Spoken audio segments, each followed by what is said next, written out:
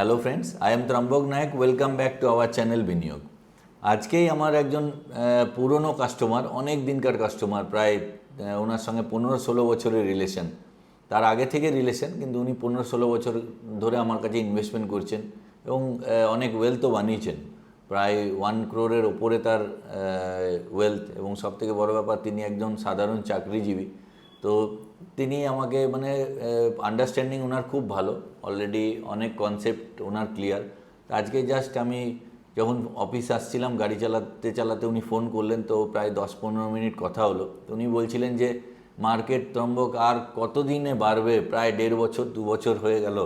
তো এত পুরনো ইনভেস্টার, তা সত্ত্বেও উনি এত মানে একটা মানে বোরিং ফিল করছেন যে এবার আর কি হবে, মার্কেট বাড়ছেই না। প্রায় অক্টোবরের 2024 সালের অক্টোবর থেকে কিন্তু মার্কেট সেইভাবে কোনো আর মুভমেন্ট নেই। ডাউনওয়ার্ড ছিল, আবার উঠে একদম ফ্ল্যাট যাচ্ছে। তো আমি ওনাকে এটাই বলছিলাম যে মার্কেটে অ্যাকচুয়ালি আমাদের দুটো জিনিস মেনলি হজম করতে হয়। একটা হচ্ছে এই মানে বোরিংনেস, যে এত বোর মার্কেট, এইটাকে হজম করতে হয়। আর একটা হচ্ছে ভোলাটিলিটি মানে হচ্ছে উতার চড়াও। দেখুন, ভোলাটিলিটি হচ্ছে আমাদের মানে বন্ধু, একে যে বন্ধু হিসেবে কাজে লাগাবে তারই কিন্তু এখানে রিটার্ন। তো ভোলাটিলিটি জন্যই কিন্তু কোনো কোম্পানি, খুব ভালো কোম্পানি, সস্তার থেকে আরও সস্তা হয়ে যায়, আবার কোনো কোম্পানি মানে এত এক্সপেন্সিভ হয়ে যায়। তো যখন সস্তা হয় আমরা কিনতে পারি, আর যখন প্রচণ্ড এক্সপেন্সিভ হয় তখন আমরা প্রফিট বুকিং করতে পারি। তো একে মানে অস্বীকার করে আপনি রিটার্ন কামাতে পারবেন না। আর বোরিংনেস নিয়ে একটা খুব সুন্দর কোটেশন আছে পল স্যামুয়েলসনের, আপনাদের আমি স্ক্রিনে শেয়ার করছি। দেখুন, উনি বলেছিলেন, investing should be more like watching paint dry or watching grass grow, and if you want excitement take $800, go to Las Vegas হচ্ছে আমেরিকার একটা মানে লাস্যময়ী শহর, যেখানে সমস্ত রকম এন্টারটেনমেন্ট থাকে। তো উনি বলছেন ইনভেস্টমেন্ট কীরকম ধরনের, ধরুন আপনাকে একটা পেন্ট করা হয়েছে দেওয়ালে, সেই পেন্ট করা হয়েছে মানে পেন্ট মানে রং করা হয়েছে, তাকে আপনাকে কমেন্ট্রি করতে দেওয়া হলো। তো কতটা বোরিং কাজ, আপনি কি বলবেন, কতক্ষণ ধরে বলবেন? মানে আধ মিনিট মানে 30 সেকেন্ডস বলার পর আপনি হাঁপিয়ে যাবেন যে পেনটা আর কত শুকোচ্ছে, মানে কথাই আসবে না। ধরুন একটা ক্রিকেট ম্যাচে যে কমেন্টেটার কমেন্ট্রি করছে, তার একটা কথা বলার জায়গা আছে, সে বল বাই বল কমেন্ট্রি করছে, কিছু একটা ঘটনা ঘটছে, বা ফুটবলে কমেন্ট্রি করছে, মানে স্ট্রাইকার পাস দিচ্ছে, গোলের কাছে যাচ্ছে, গোল হওয়ার চান্স। কিন্তু এখানে কি বলবেন?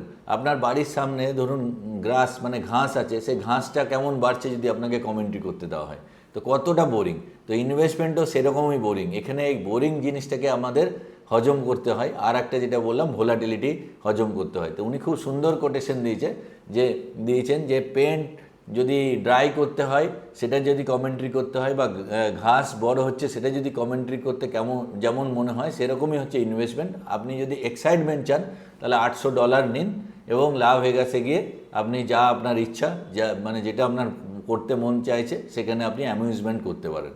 তো অ্যাকচুয়ালি এটাই বলার উদ্দেশ্য যে এখানে এক্সাইটমেন্টে কোনো দিন পয়সা তৈরি হয় না।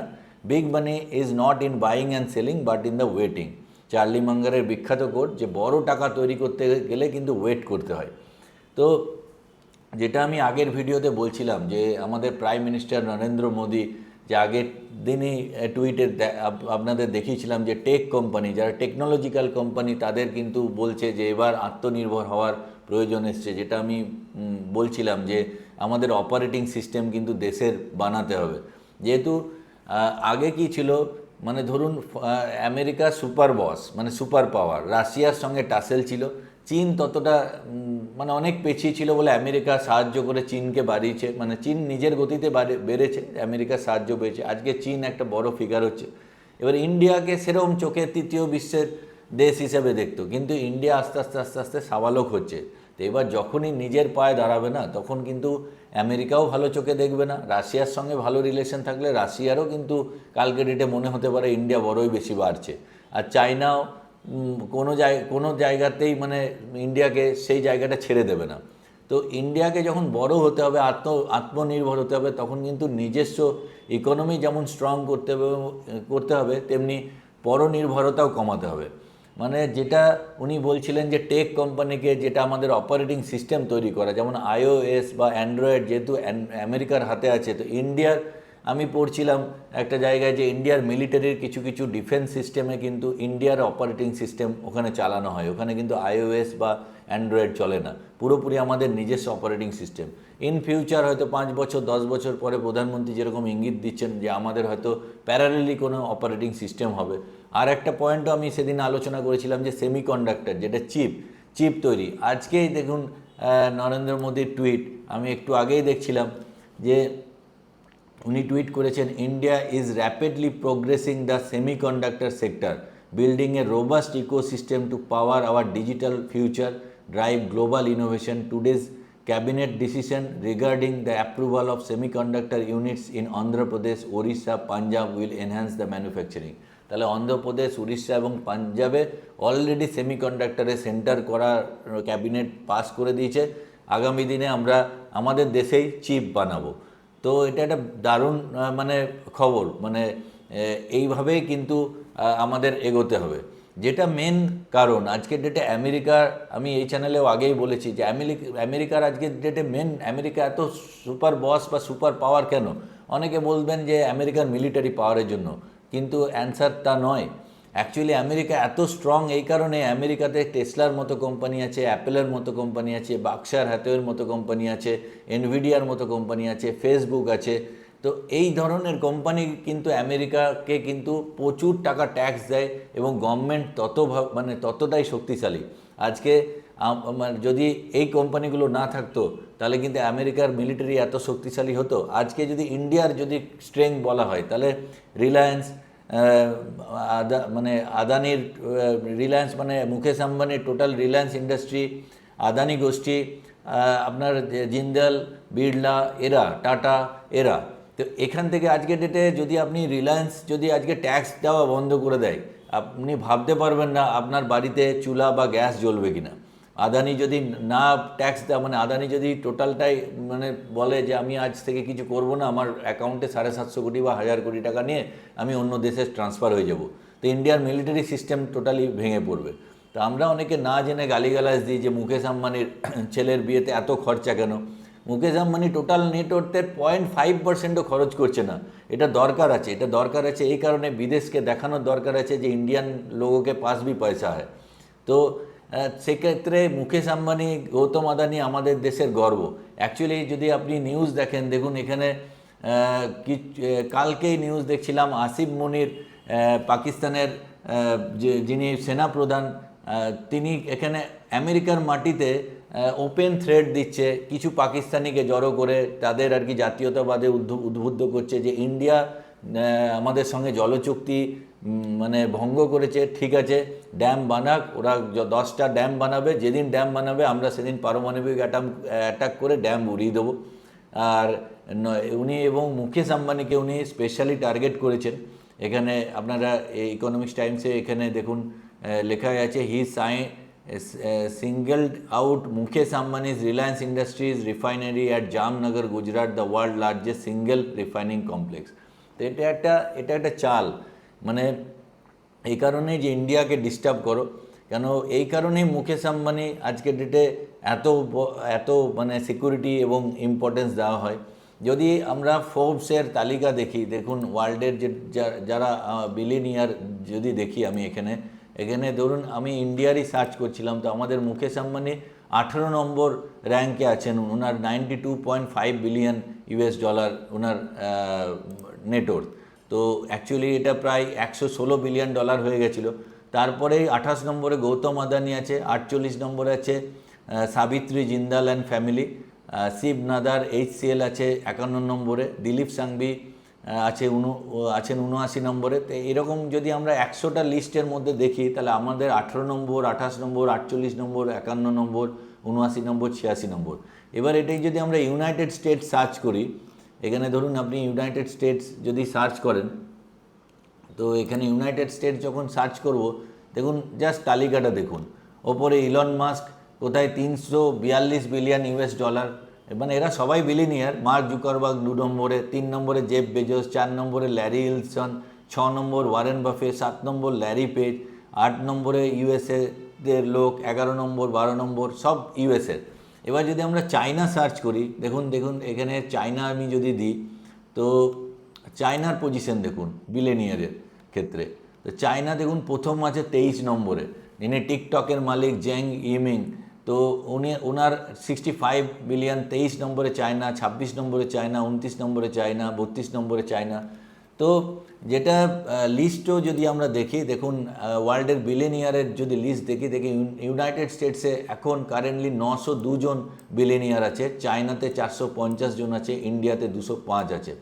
তো ইন্ডিয়া কিন্তু কিছুদিন আগেও অনেক পেছিয়ে ছিল, জার্মানির থেকে কিন্তু এখন এগিয়ে গেছে। তো এটাই হচ্ছে মেন স্ট্রেংথ। আগামী দিনে যত বিলিয়নিয়ার তৈরি হবে, আমাদের যত গৌতম আদানি, মুকেশ আম্বানি এই ধরনের বড় বড় শিল্পপতি উঠে আসবে, তত ইন্ডিয়া স্ট্রেংথেন হবে। তো এদের সাধারণ মানুষ হিসেবে আমাদের গালিগালাজ করে কোনো লাভ নেই। অ্যাকচুয়ালি আপনি যদি কোনো রিচ পিপলকে গালি দেন না, মানে যদি আপনার ভালো না লাগে, তাহলে আপনি জীবনে কোনো দিন রিচ হতে পারবেন না। কেন ল অফ অ্যাট্রাকশনে বলে আপনি যা বলবেন মুখে বা যেটা চাইবেন সেটাই হবে। মানে রিচ পিপলকে আপনি গালি দিচ্ছেন মানে আপনার রিচনেস সহ্য হচ্ছে না। তো আপনি যতই গালি দেবেন, আপনাকে গোটা ওয়ার্ল্ডের সমস্ত শক্তি বলবে ও আচ্ছা তোমার বড়লোক পছন্দ নয়, ঠিক আছে তোমাকে গরিব করে রাখা ভালো। তো আমাদের দৃষ্টিভঙ্গিকে বদলাতে হবে। এবং বিজনেসম্যান সে যত ছোট বিজনেসই করুক, তাকে কিন্তু রেসপেক্ট করতে হবে আগামী দিনে, তবেই ইন্ডিয়া কিন্তু বাড়বে। কেউ একটা মানে বিরিয়ানির দোকান করে সাকসেসফুল হয়েছে, তার হয়তো 10 জন লোক তার আন্ডারে খাটে, বা কোনো একজন গ্রসারি শপে তার 3 জন লোক খাটে, তো তাকেও কিন্তু আমাদের সোশ্যালি মানে আমাদের রেসপেক্ট দিতে হবে, তবেই আগামী দিনে আমাদের মানে বিজনেস ডেভেলপ হবে এবং কান্ট্রি বাড়বে। তো যেটা আমি দেখাচ্ছিলাম দেখুন, মাত্র 5টা আমাদের এই 2024-এ 200 জন বিলিয়নিয়ার ছিল, সেটা 2025-এ 205 হয়েছে। আমেরিকাতে 89 জন বিলিয়নিয়ার বেড়েছে। তো এবার লিস্ট অফ 25 রিচেস্ট ইন্ডিয়ানস দেখুন, মুকেশ আম্বানি, গৌতম আদানি, যেটা আমি বলছিলাম। তো 18 নম্বরে আমরা আছি মুকেশ আম্বানি। তো আগামী দিনে আরও এই ধরনের ইন্ডাস্ট্রিয়ালিস্ট যত উঠে আসবেন, এবং শুধুমাত্র ইন্ডাস্ট্রিয়ালিস্ট নয়, স্টক মার্কেট থেকেও ইনভেস্টমেন্ট করে কিন্তু বিলিয়নিয়ার হওয়া যায়। তাই সেটা আমি জাস্ট পরে আলোচনা করছি। দেখুন আমি একটা দেখছিলাম যে মিলেনিয়ার কত আছে। মিলেনিয়ার মানে বিলিয়নিয়ার মানে হচ্ছে 8,000 কোটি, 8,400 কোটি টাকা। আর মিলেনিয়ার মানে হচ্ছে মোটামুটি 8.5 কোটি টাকা, মানে $1 সমান 84-85 টাকা বা 86 টাকা। তাহলে 8,60,00,000 মিলেনিয়ার হচ্ছে। তো দেয়ার আর অ্যান এস্টিমেটেড 8,68,660 জন মিলেনিয়ার আছে ইন্ডিয়াতে। মানে 8,68,000, 150 কোটি টাকার 150 কোটির পপুলেশনে 8,68,000 মানে 0.05। তো এই মিলেনিয়াররাই যখন বিলিয়নিয়ারের দিকে যাবে, যেটা আমি লিস্টে দেখালাম আপনাদের, যে 205 দেখুন, চায়নার 450। আমরা চায়নার থেকে হাফে আছি। আরও যত বিলিয়নিয়ার হবে তত ইন্ডিয়া স্ট্রং হবে। তো এবার আমাদের আপনি বলতে পারেন যে তম্বক ভাই, যে তুমি বিলিয়নিয়ারের কথা বলছো, 8,400 কোটি টাকা, 8 কোটি টাকা, তো কি করে সম্ভব? দেখুন, বিলিয়নিয়ার হওয়া কোনো কলেজ স্টুডেন্ট নয় যে তার 3টে বা 4টে গার্লফ্রেন্ড থাকবে, কলেজে সে গার্লফ্রেন্ডদের নিয়ে মস্তি করবে আর তার কাছে $1 বিলিয়ন থাকবে। বিলিয়নিয়ার হতে গেলে যথেষ্ট এজেড হতে হবে এবং তার কিছু কোয়ালিটি থাকতে হবে। তো শুধুমাত্র যে মানে অ্যাশ করব বা ফুর্তি করব সে কারণে কিন্তু বিলিয়নিয়ার হওয়া যায় না। কোনো ইন্ডাস্ট্রিয়ালিস্ট হয়ে বিলিয়নিয়ার হওয়া যায়, আবার স্টক মার্কেটেও ইনভেস্টমেন্ট করে বিলিয়নিয়ার হওয়া যায়। আমি জাস্ট দেখছিলাম, ধরুন আপনার কাছে কোনো একজন ভালো ছেলে, সে হয়তো বিজনেস করছে, তার কাছে 50 লাখ টাকা আছে আজকের ডেটে, আর তার হয়তো 1 লাখ টাকা করে সে মান্থলি ডিপোজিট করতে পারে। তাহলে তার বয়স যদি এখন 25 বছর হয়, তা 300 মাস মানে আরও 25 বছর পরে 50 এজ, যদি 40%-এর গ্রোথ হয়, দেখুন এখানে 40%-এর গ্রোথ, আমি as an mutual fund distributor 12.5%-এর গ্রোথ রেট বলা মানে উচিত, মানে বলতেই পারি না, এথিক্যালি বলা যায় না। মানে আমি কিন্তু এটা বলছি যে বিলিয়নিয়ার হওয়া কিন্তু মজার জিনিস নয়। এখানে করতে গেলে আপনাকে কোয়ালিটি বাড়াতে হবে, আপনাকে প্রচুর পড়াশুনো করতে হবে, রিসার্চ করতে হবে। যেমন বিজয় কেডিয়া জি আছেন, যেমন রাকেশ ঝুনঝুনওয়ালা ছিলেন, উনি মারা গেছেন। তো রাধাকৃষ্ণন দামানি, এরা কিন্তু এদের যদি পোর্টফোলিও আপনি দেখেন, এরা কিন্তু 40%, 45%, 47%-এ গ্রো হয়েছেন। রাকেশ ঝুনঝুনওয়ালার সারা জীবনের সিএজিআর 48%-এর ওপরে। তো এটা ইম্পসিবল নয়, আমি যেটা বলছি যে ইম্পসিবল নয়। যদি 50 লাখ টাকা কারো কাছে থেকে থাকে, আর যদি 1 লাখ টাকা করে পার মান্থ ইনভেস্টমেন্ট করে, আর 300 মাস যায় 40% সিএজিআরে, কিন্তু এখানে আপনার 1 2 3 4 5 6 7 8 মানে 15,156 কোটি টাকা হয়, মানে 8,000 কোটিতে বিলিনিয়ার হয়। তো স্টক মার্কেটের থ্রুতেও কিন্তু বিলিনিয়ার হওয়া যায়। তো আমাদের টার্গেট রাখতে হবে সেই জায়গায় যে দেখুন, পয়সা আপনি বলতে পারেন যে 50 বছর বা 60 বছর পরে অত টাকা নিয়ে কী হবে, কিন্তু পয়সা হচ্ছে মেন্টাল পিস। আপনার কাছে যখনই ব্যালেন্স থাকবে, কারো 1 কোটি আছে, কারো 2 কোটি আছে, কারো 3 কোটি আছে, সে কিন্তু মেন্টাল একটা পিসফুল লাইফ লিড করছে। আপনি 3 কোটি টাকা নিয়ে কী করবেন, খরচ করবেন, সেই জামা পরবেন, বড় জোর 1200 টাকার জামা পরছিলেন, বড় জোর 2,000 টাকার জামা পরবেন। তা বলে তো কেউ বিলিনিয়ার বলে কেউ 2 লাখ টাকার জামা পরবে না। খরচা তার লিমিটেড থাকবে, কিন্তু তার মেন্টাল পিস থাকবে এবং কান্ট্রির জন্য ভালো হবে। তো আজকে আমার এই ধরনের মানে কথাবার্তা বললাম এই কারণেই, হঠাৎ মনে হলো যে যেভাবে ইন্ডিয়া গ্রো করছে, তো আগামী দিনে আমাদের সচেতনতা বাড়ানোর দরকার, আমাদের নিজেদেরও আরও গ্রো করতে হবে। তো এই চ্যানেলে আমি এই জাতীয় ভিডিও নিয়ে আসি। মার্কেট খুব বোরিং, তাই জেনারেলি মার্কেট নিয়ে বেশি কথা বলে লাভ নেই। লং টার্মে মার্কেট বাড়বেই, এই বোরিয়াতকে আপনাকে হজম করতে হবে। এটাই ছিল মেনলি সামারি। পরের ভিডিওতে আবার দেখা হচ্ছে। চ্যানেল যদি সাবস্ক্রাইব না করে থাকেন তাহলে সাবস্ক্রাইব করবেন এবং বন্ধুদের সঙ্গে শেয়ার করুন যারা কিছু শিখতে চায়। আমি এই চ্যানেলে আপনাদের শেখাতে থাকছি, আমি নিজেও শিখি, তা আপনারাও শিখতে থাকুন। পরের ভিডিওতে আবার দেখা হচ্ছে। জয় হিন্দ, জয় ভারত।